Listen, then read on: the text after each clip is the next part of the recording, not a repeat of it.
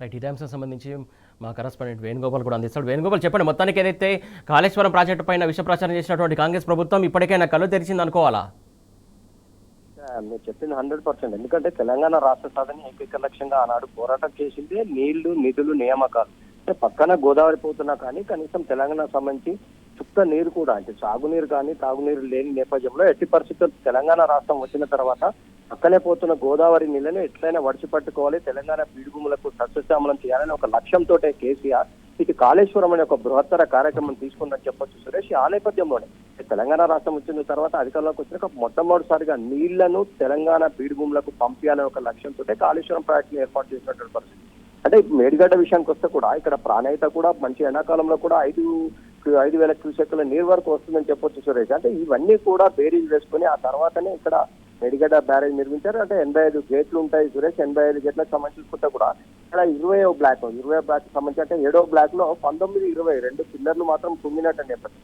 అంటే దీన్ని గత 2 సంవత్సరాలుగా కూడా ఈ కుంగిన నేపథ్యంలో కొన్ని లక్షల క్యూసెక్కుల నీటిని మాత్రం సముద్రం పాలయ్యాయని చెప్పొచ్చు. అంటే ముఖ్యంగా కాళేశ్వరం ద్వారా తెలంగాణ బీడు భూములకు నీళ్లు ఎట్లా అంటే ముఖ్యంగా తీసుకుంటే మంచి ఎండాకాలంలో కూడా అక్కడ ప్రాణహిత ద్వారా నీళ్లు వస్తూ ఉంటాయి. అంటే ఒకవేళ కనుక సకాలంలో వర్షాలు పడకుండా కూడా మనకు సంబంధించి దాన్ని అక్కడ 16.17 కెపాసిటీ గల మేడిగడ్డ బ్యారేజ్ ఉంటుందని చెప్పొచ్చు సురేష్. అంటే అక్కడ నీళ్లను 16 టీఎంసీల వరకు కూడా ఆపుకోవచ్చు. అక్కడి నుంచి ఇటు కన్నెపల్లి పంప్ హౌస్ ద్వారా చూసుకుంటే అన్నారం కావచ్చు, సుందిల్లా, ఎల్లంపల్లి, నందిమేడారం, గాయత్రి, ఇటు మిడ్మానేర్, ఎల్ఎండి, అంటే ఇవన్నిటికి కూడా ఆ కాళేశ్వరం ద్వారా నీళ్లు ఇవ్వచ్చన్న ఒక లక్ష్యంతో ఏర్పాటు చేసినట్టు.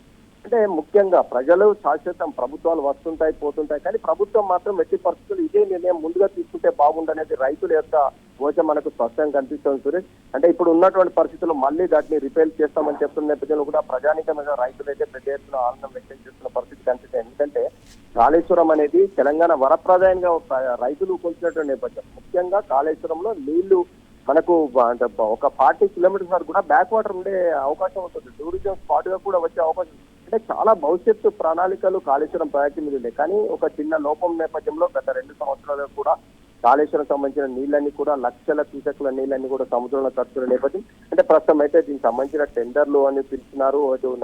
అన్నారం సింధేళ్లకు సంబంధించి కూడా రిపేర్లు చేస్తారని చెప్తున్న నేపథ్యంలో అయితే మొత్తం మీద అంటే ప్రభుత్వం దీని మీద ఇన్ని సంవత్సరాలు అంటే 2 సంవత్సరాల నుంచి కూడా అశ్రద్ధ వహించి ఈ రోజు కాళేశ్వరం యొక్క ముఖ్యతను గమనించి దీని మీద మళ్ళా యథావిధిగా రిపేర్లు చేసి నడిపిస్తామని చెప్తున్న నేపథ్యం మాత్రం ప్రతి ఒక్కరు కూడా ఆనందం వ్యక్తం చేస్తున్న పరిస్థితి మనకు కనిపిస్తుంది. ఎందుకంటే కాళేశ్వరం అనేది తెలంగాణ ప్రజల వరప్రదాయం. ఎందుకంటే ఒకవేళ వర్షాకాలంలో వర్షాలు పడకుండా కూడా మేడిగడ్డ దగ్గర నీటిని ఆపి ఆ యొక్క నీళ్ళన్నిటికీ కూడా మనం ప్రతి ప్రాజెక్ట్ లో కూడా నింపొచ్చు, నిండుకుండని తలపింపజేయచ్చు.